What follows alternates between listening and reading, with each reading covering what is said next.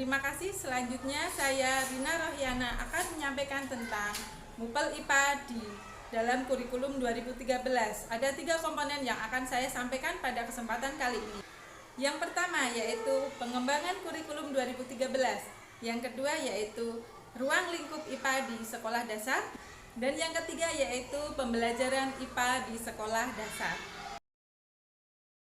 Untuk materi yang pertama yaitu pengembangan kurikulum 2013, kita ketahui bahwa dalam pengembangan kurikulum 2013 yang berbasis karakter dan kompetensi perlu memperhatikan dan mempertimbangkan prinsip-prinsip sebagai berikut.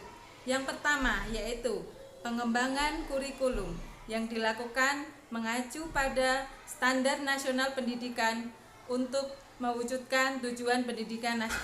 Yang kedua yaitu kurikulum pada semua jenjang dan jenis pendidikan dikembangkan dengan prinsip verifikasi sesuai dengan satuan pendidikan, potensi daerah, dan peserta didik. Prinsip yang ketiga yaitu mata pelajaran sebagai wahana untuk mewujudkan pencapaian kompetensi dasar. Yang keempat yaitu standar kompetensi lulusan dijabarkan dari tujuan pendidikan nasional dan kebutuhan masyarakat, negara, serta perkembangan global. Kemudian yang kelima, standar isi dijabarkan dari standar kompetensi lulusan. Yang keenam, standar proses dijabarkan dari standar isi. Yang ketujuh, standar penilaian dijabarkan dari standar kompetensi lulusan, standar isi, dan standar proses. Yang kedelapan, standar kompetensi lulusan dijabarkan ke dalam kompetensi isi. Dan yang kesembilan, standar isi dijabarkan ke dalam kompetensi dasar yang dikontekstualisasikan dalam suatu mata pelajaran. Dalam pelaksanaannya, kurikulum tingkat satuan pendidikan dibagi menjadi kurikulum tingkat nasional, daerah, dan satuan pendidikan. Yang pertama, tingkat nasional dikembangkan oleh pemerintah.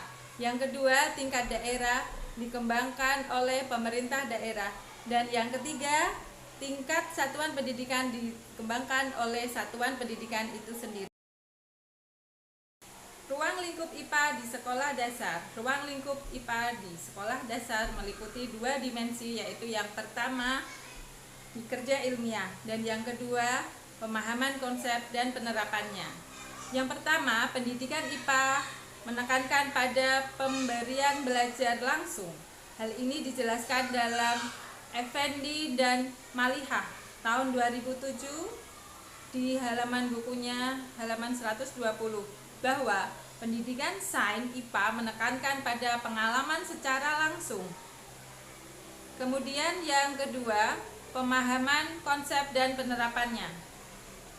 Adapun dimensi pemahaman konsep dan penerapannya mencakup yang pertama, makhluk hidup dan proses kehidupan, yaitu manusia, hewan, tumbuhan, dan interaksinya dengan lingkungan serta kesehatan.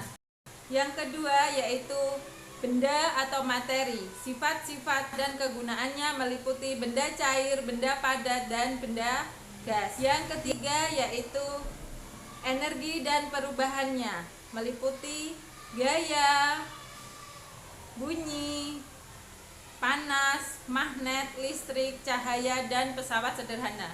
Kemudian yang keempat yaitu bumi dan alam semesta, meliputi tanah, bumi, tata surya, dan benda-benda langit lainnya. Kemudian materi yang ketiga yaitu pembelajaran IPA di sekolah dasar. Kurikulum 2013 merupakan lanjutan dari kurikulum 2006 yang menggunakan pendekatan saintifik untuk semua mata pelajaran termasuk IPA. Sekolah yang menggunakan kurikulum 2013 lebih banyak munculkan sikap sosial dan sikap spiritual daripada sekolah yang masih menggunakan kurikulum 2006. Kurikulum 2013 menghadirkan soal berbasis HOT yang menuntut siswa memiliki kemampuan tingkat tinggi dalam memahami soal. Kurikulum 2013 dalam tingkat satuan pendidikan menggunakan pendekatan pembelajaran tematik terpadu dari mulai kelas 1 hingga kelas 6. Pembelajaran tematik ini ada di berbagai kompetensi dari berbagai mata pelajaran. Dengan pendekatan ini diharapkan siswa mampu memenuhi tujuan pendidikan nasional dalam domain sikap spiritual, sosial, keterampilan, serta pengetahuan. Materi selanjutnya akan disampaikan oleh rekan saya.